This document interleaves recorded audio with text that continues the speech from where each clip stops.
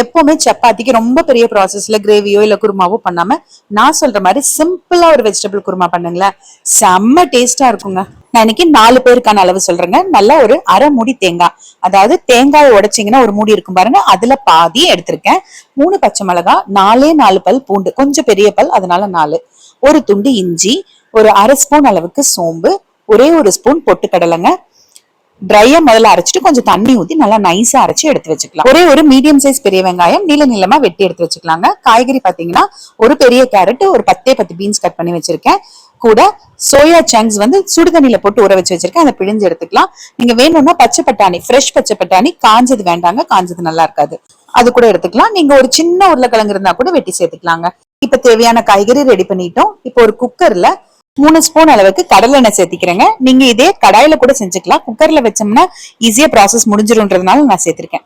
இதோட இப்போ ஒரு சின்ன துண்டு பட்டை, ஒரு 4 கிராம்பு, ஒரு ஏலக்காய் கூட சேர்த்திக்கோங்க. வேணும்னா வெட்டி வச்சிருக்க பெரிய வெங்காயத்தையும் சேர்த்துட்டு சிம்ல வச்சுட்டு நல்லா வதக்கிக்கலாம். நான் இந்த குருமாக்கு தக்காளி சேர்க்க மாட்டேங்க, பட்டை கிராம்பு அரைக்கிறதுக்கு சேர்க்க மாட்டேன். அந்த மஞ்சள் மாறி கொஞ்சம் ப்ரௌன் ஆயிரும்ன்றதுனால தாளிக்க தான் சேர்ப்பேன். வெங்காயம் நல்லா வதங்கினதுக்கு அப்புறமா நம்ம எடுத்து வச்சிருக்கிற காய்கறிகள் எல்லாமே போட்டுட்டு சிம்ல ஒரே ஒரு நிமிஷம் வதக்கி விட்டுக்கலாம்.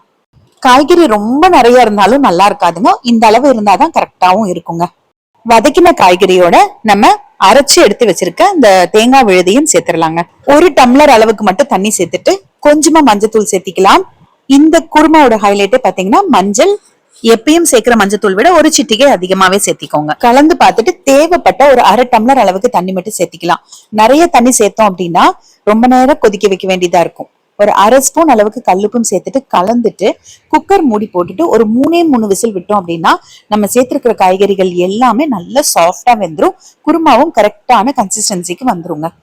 இப்போ ஆவி இறங்கினதுக்கு அப்புறமா ஓபன் பண்ணி பார்த்துக்கலாம். கரெக்டான தண்ணி ஊத்தினதுனால திக்னஸும் கரெக்டா இருக்கு. நீங்க நிறைய தண்ணி ஊத்திருந்தீங்கன்னா இந்த ஸ்டேஜ்ல கொஞ்சம் கொதிக்க வச்சு எடுத்துக்கோங்க. பொட்டுக்கல்ல சேர்த்தினதுனால கொஞ்சம் ஆற கெட்டி கொடுக்குங்க. இந்த குருமாக்கு கொத்தமல்லி தூளோ இல்ல மிளகாய் தூளோ தக்காளியோ அதெல்லாம் எதுவும் சேர்க்கறது இல்ல. கூட கொஞ்சமா கொத்தமல்லி தலையும் சேர்த்துட்டு மிக்ஸ் பண்ணிட்டு சுட சுட சப்பாத்தியோட சர்வ் பண்ணலாம். பூரியோடவும் நல்லா இருக்குங்க. தோசைக்கு பெருசா சூட் ஆகாது, பட் சப்பாத்தி கூட ரொம்பவே நல்லா இருக்குங்க. இந்த குருமாவை நீங்களும் ஒரு தடவை வீட்டுல செஞ்சு பார்த்துட்டு அப்புறமா எனக்கு கமெண்ட் பண்ணுங்க.